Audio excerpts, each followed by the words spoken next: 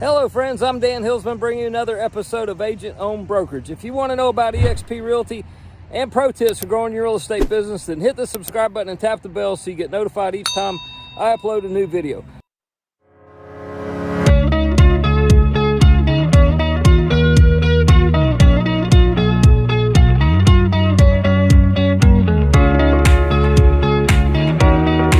My name's Dan Hilsman and I'm a real estate broker. I've been on calls almost daily since 2018, helping real estate brokers, team leads, and agents wanting to grow their real estate businesses and wanting to ask me questions about eXp Realty. And you can get on a call with me too.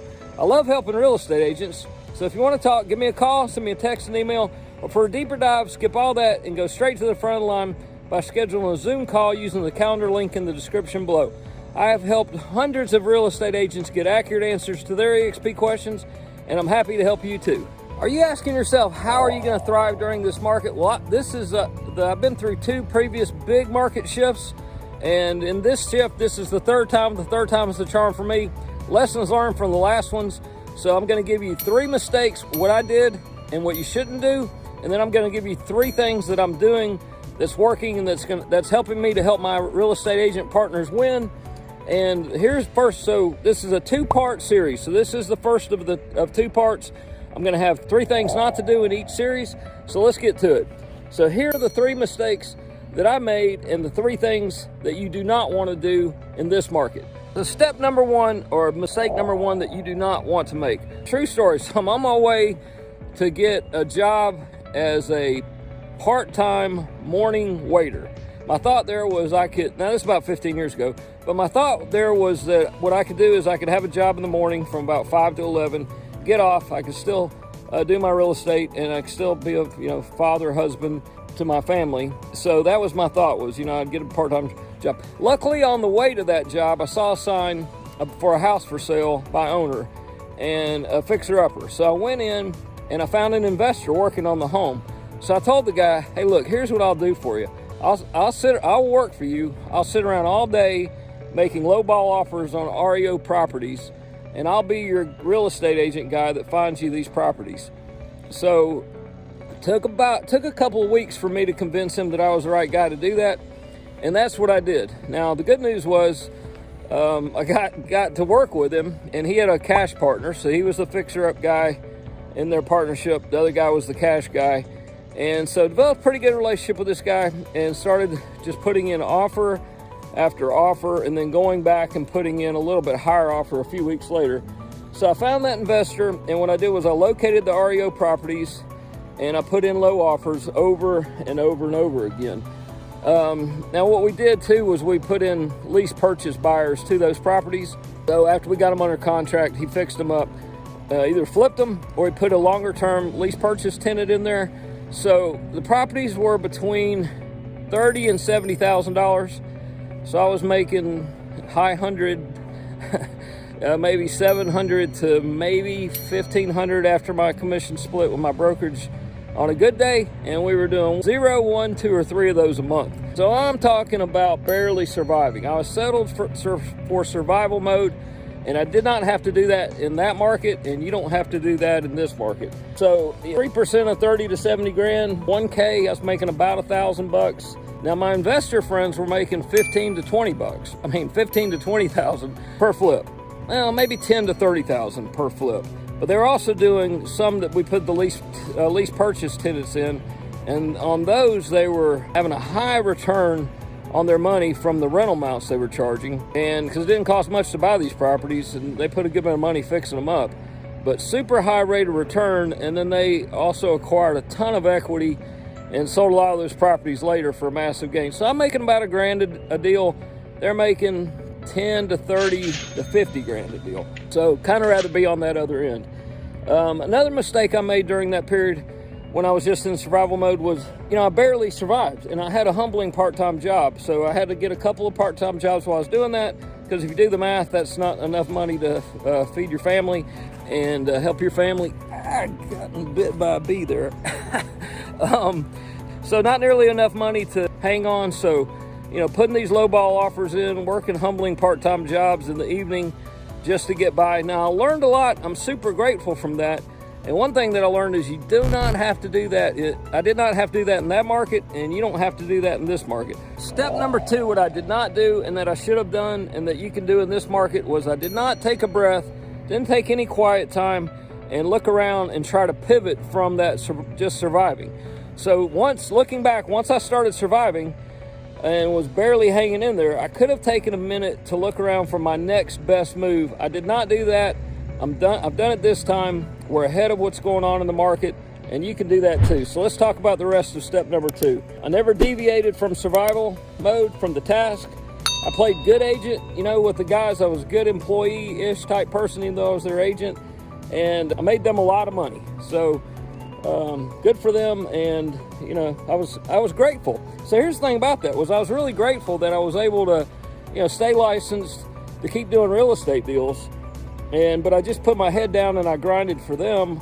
And I didn't think of the next best move or how I could turn their win situation into a win situation for me. Never asked for a raise, and I never asked for a higher level opportunity. So looking back, there was not enough hours in the day for me to win, and also the math didn't work. So if that was today, looking back, I would have done some quick math and realized that, hey, doing what I was doing for them, I was really still just barely hanging on. But sometimes I wasn't even barely hanging on. I had to have part-time income to supplement that, and that wasn't good. So plus I was a husband, dad, coached my son's baseball, was trying to be at my daughter's cheerleading when it was going on. So just a lot of things going on, and never took that minute just to pause, to look around and to see how I could benefit, how I could prosper, how I could have gain with the opportunities that they had. So step number 2, I did not take a breath, did not look around, did not look at what my next best move was. I did not try to pivot. And you can do that in this market. There's tons of opportunity in this market, and I can show you some of that. So what I did was I made it through from, a long time ago, I said about 15 years ago, barely hanging on, broke, to now having financial and time freedom and helping other agents to have financial and time freedom and to thrive in this market. So if you want to know more about that, give me a call. Happy to talk to you, and we can see if we can help you with that. And who knows, maybe we can partner on a deal or two and go from there. So now let's get to step number 3. Step number 3, I never asked for a higher level opportunity. I never asked for a raise. I never asked to be a partner. So I've got several bullet points on this, but I never asked to partner on a deal. Looking back, I was making these guys a lot of money. I was doing a great job for them. I could have probably got in there somehow and partnered on some percentage of some deal with them. And I never even tried to do that or never asked to do that. Another thing that I did not do that I could have done was, I could have also, in the time off in between or after hours, I could have looked for my own cash partner. I was the guy locating the properties. I was the guy putting the low ball offers in. I was the guy following back up to put a little bit higher offer in a week or two after those other offers were not accepted.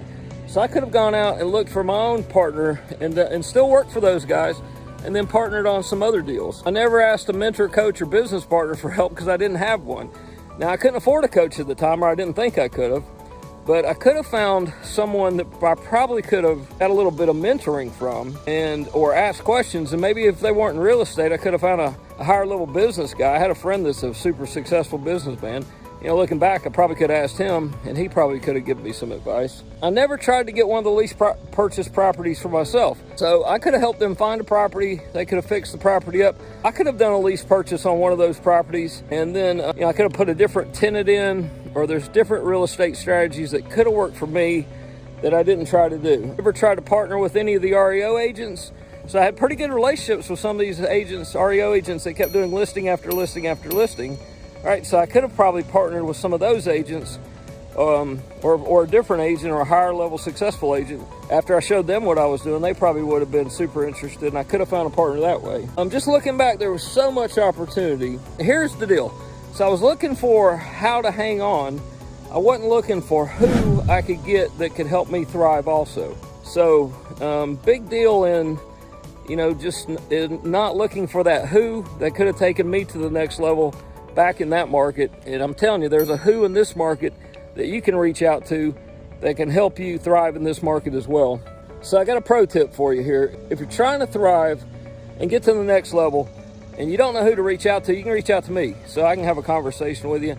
and I'll just give you some some information and answer some questions for you, see if I can be of help to you. I mean, I love helping real estate agents, so if you want to have a conversation with me, you can get my calendar below. You can give me a call, text, and email.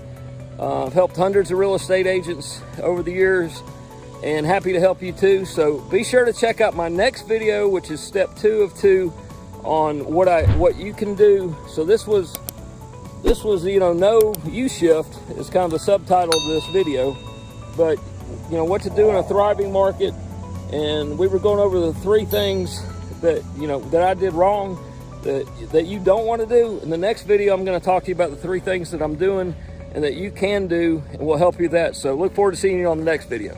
There's a little bloopers part of my video. So actually, I'm aware that bees don't bite, or I think I'm aware of that. I think hornets bite. So checked it out later. It wasn't a bee that was biting me. Of course, bees sting. But had in Georgia here today, and red fire ants. So if you're doing a video, you may want to check around and make sure you're not standing next to a red fire ant mound. And then otherwise, I might eat you alive during your video. All right, reach out to me if I can be of any help to you.